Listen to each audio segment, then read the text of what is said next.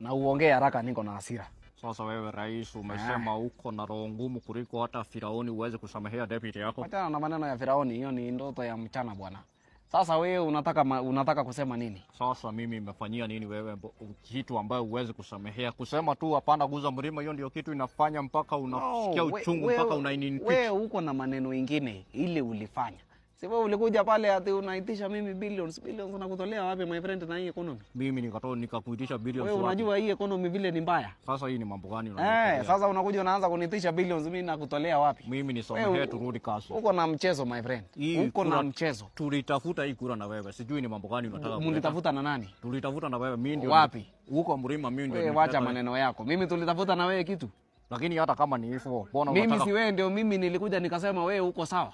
Na kama sio mimi hiyo wapi ya mlima ingekuwa wewe? When did you join our army? So wewe ulikuja baadaye kule, mimi nikitafuta wewe